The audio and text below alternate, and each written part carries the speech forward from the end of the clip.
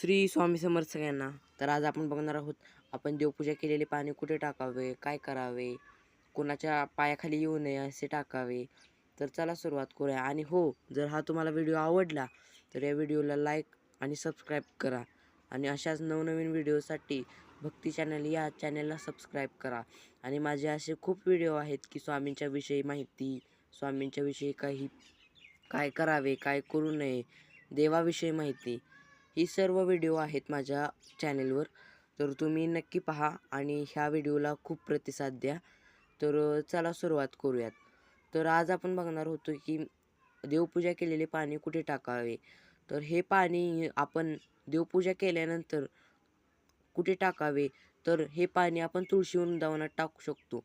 पण आपल्याकडे 2 तुळशी वृंदावन पाहिजेत. एक जे आपण पुजतो, म्हणजे आपण ज्याची पूजा करतो, आणि दुसरे वृंदावन म्हणजे जे आपल्याला ऑक्सिजन घेण्यासाठी जे आपण लावतो साईडला वृंदावन, छोटीशी तुळशी, त्याला त्याला आपण पाणी घालायचे आहे, जी सेपरेट ठेवलेली असते ऑक्सिजनसाठी. कारण जे आपण पूजा करत असतो ते आपण म्हणतो देवाचे पाणी देवालाच कसे द्यायचे. तर तुळशी एक लक्ष्मी देवीचा अवतार आहे आणि आपण जी देवाची पूजा करतो ते एक देवाचाच अवतार आहे.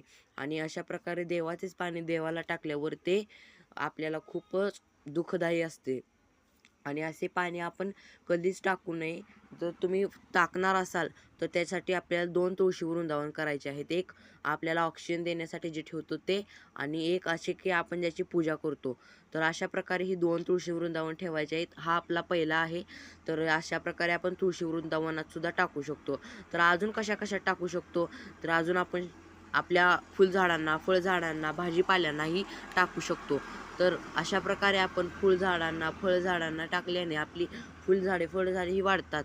पण जी प्रगती होते झाडात ती खूपच सुधारक होते. आणि अजून कुठे टाकू शकतो, तर आपल्या घरात एखादा कोपरा असतो, आपण चारी कोपऱ्यात सुद्धा टाकू शकतो. फुल घेऊ शकतो, फुलांना शिंपडू शकतो. पण ते अशा प्रकारे शिंपडा की कोणाच्या पायाखाली येऊ नये. आणि अशा प्रकारे शिंपडल्याने आपल्या घरातली पूर्ण निगेटिव्हिटी जाते व पॉझिटिव्हिटी घरात येते. आणि आणि कधीही कुणाच्या पायाला येऊ नये असे पाणी कधीच टाकू नये. कारण त्याच्यामध्ये भगवान विष्णू, माता लक्ष्मी, श्री स्वामी समर्थ महाराज, आपला जो कुलदेवता यांचा वास असतो. आणि ह्या पाण्याचा आपण खूपच वापर करू शकतो.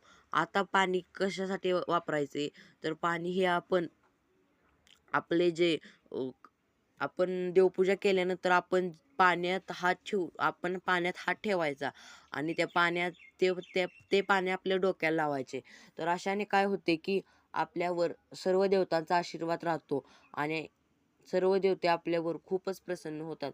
आणि देवपूजा ही एक अशी धार्मिक गोष्ट आहे जी प्रत्येक देवदेवतांना करावीच करावीच लागते. आणि ह्याची वेळ ती सकाळी पहाटे पहाटे 6, 5 किंवा पहाटे मध्यपूर्व काळ या वेळेस आपण करू शकतो.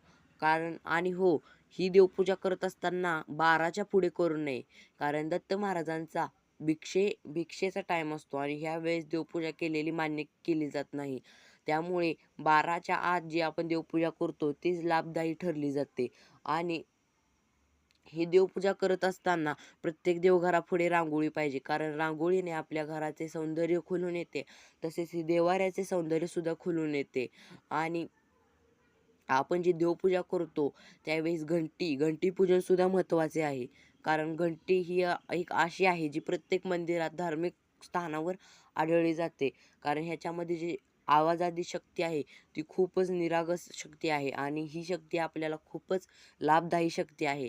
तर अशाच नवनवीन व्हिडिओसाठी भक्ती चॅनलला लाईक आणि सबस्क्राईब करा. आणि अशाच मी अजून व्हिडिओ टाकणार आहे. तर व्हिडिओ जर तुम्हाला आवडले तर ह्या व्हिडिओला सुद्धा प्रतिसाद द्या आणि त्या व्हिडिओला सुद्धा प्रतिसाद द्या. तर अशाच नवनवीन व्हिडिओसाठी भक्ती चॅनलला सबस्क्राईब करा. अनंत कोटी ब्रह्मांड नायक श्री स्वामी समर्थ महाराज की जय. श्री स्वामी समर्थ महाराज की जय. अक्कलकोट निवासी पूर्ण दत्तावतार यतिवर्य श्री स्वामी समर्थ महाराजाय नमः. श्री स्वामी समर्थ गुरुमाऊली की जय.